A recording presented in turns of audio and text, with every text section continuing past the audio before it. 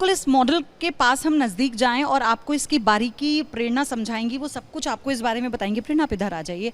लेकिन मैं आपको बताऊं, बहुत अच्छी सी फीलिंग आ रही है यहाँ पर खड़े होकर। सच में ऐसा लग रहा है कि ये अचीवमेंट का में मैं भी शामिल हो चुकी हूँ और बस वो कुछ कुछ क्षण हैं। तो हम शुरुआत करते हैं बहुत सरल भाषा में। प्रेरणा, मैं चाहती हूँ हमारे दर्शकों को बताएं, क्योंकि इतने टेक्निकल टर्म होते हैं ना कि उसमें लोग कंफ्यूज हो जाते हैं। कंपोनेंट, मॉड्यूल, अच्छा रोवर और लैंडर को लेकर भी इतना कन्फ्यूजन है सब में। तो मैं चाहती हूँ आप सिलसिलेवार तरीके से, जब लॉन्च हुआ था कैसे इसमें ये जो लैंडर है अलग हुआ, और फिर कैसे अब वो हमारा जो अंतिम क्षण है रोवर का वो आने वाला है। जी, चंद्रयान 3 को समझने के लिए हम समझते हैं कि इसके कितने भाग थे। जो आप कंपोनेंट्स की बात कर रहे हैं, तो इसके 3 मेजर पार्ट्स थे। सफलता से लॉन्च व्हीकल से हमने लॉन्च कर दिया, जिसको LVM-3 GSLV MK3 कहा जाता है, बाहुबली भारत का वो ये है। सफलता से इसने लॉन्च कर दिया। अब जो इसके 3 मेजर कंपोनेंट्स हैं वो है हमारा प्रपल्शन मॉड्यूल। प्रपल्शन मॉड्यूल के बाद हमारा विक्रम लैंडर आता है। विक्रम लैंडर का नाम जो है विक्रम साराभाई के नाम पर जो है वो दिया गया है। तो विक्रम लैंडर में से जब विक्रम लैंड कर देगा, सॉफ्ट लैंडिंग कर लेगा, तो हमारा प्रज्ञान द रोवर जो है वो बाहर आकर, क्योंकि ये ऐसा रोबोट फॉर्म है, बग्गी के रूप में इसको बनाया है कि ये सतह पर चल के मैप में 6 पहिए हैं। 6 पहिए हैं जी।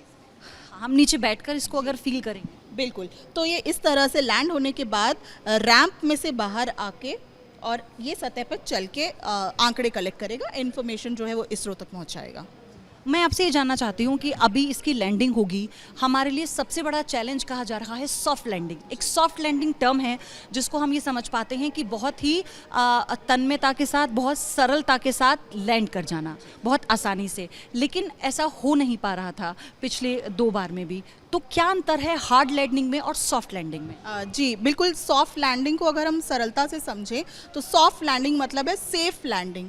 इसका उदाहरण हम लेते हैं कि अगर आप इमेजिन कीजिए 200 की स्पीड में कोई गाड़ी चल रही है और आप उसको ब्रेक लगाकर एक निश्चित स्थान पर रोकना चाहते हैं, क्या ये मुमकिन है? ये सोच पाना भी नामुमकिन है। और स्पेस जैसे एटमॉस्फेयर में, जहाँ पर आप टेम्परेचर को प्रिडिक्ट नहीं कर सकते, स्पीड को नहीं प्रिडिक्ट कर सकते, कितनी स्पीड से हमारा रॉकेट वहाँ पर पहुँचाता है हमारे मिशन को, उस समय जो है स्पीड को कंट्रोल करके एक सॉफ्टली वहाँ पर लैंड करना एक बहुत बड़ा कंसर्न रहता है। तो इस वजह से सॉफ्ट लैंडिंग एक बहुत बड़ा कंसर्न था जो चंद्रयान 2 में हम विफल नहीं हो पाए थे। पर इस बारी पूरा प्रयास है, क्योंकि इसको बहुत अपग्रेड किया गया है, हर तरह से तकनीकी तौर पे इसको अपग्रेड किया गया है। सेंसर्स इसके अंदर ऐड करे गए हैं, स्पीड कंट्रोलिंग चीज़ें ऐड करी गई है, जिससे हम इसको किसी भी तरह के लास्ट मिनट टेक्नोलॉजिकल फेलियर से बचा सकते हैं। मैं आपसे ये भी जानना चाहती हूँ कि जब हमने इसको, मतलब सब कुछ जब एक में इन्वॉल्व था और हमने इसे लॉन्च किया था, उसके बाद जब लैंडर इससे अलग हुआ, तो वो प्रोसेस क्या था, वो कैसे हुआ था?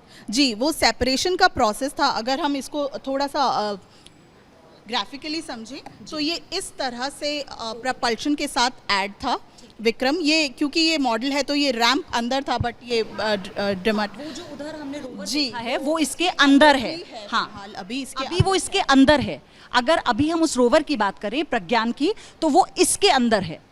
और कल जो सेपरेशन का प्रोसेस 1 से 1.5 बजे जो हैपन हुआ था, उसमें सक्सेसफुली प्रपल्शन ने विक्रम लैंडर को अलग कर दिया था अपने से। तो प्रपल्शन ने विक्रम लैंडर को अलग कर दिया था। तो ये एक पूरा प्रोसेस है। पहले इसके साथ ही अटैच था, फिर उसने इस विक्रम लैंडर को अपने से सेपरेट किया, और जो रोवर है वो अभी इसी के अंदर है, वो हुआ नहीं है। उसकी घड़ी नज़दीक आने वाली है। जी, उसकी घड़ी नज़दीक आने वाली है। 23 तारीख 5:47 का जो समय निर्धारित किया है, उस पे विक्रम जो है वो सॉफ्टली लैंड करेगा साउथ पोल पे।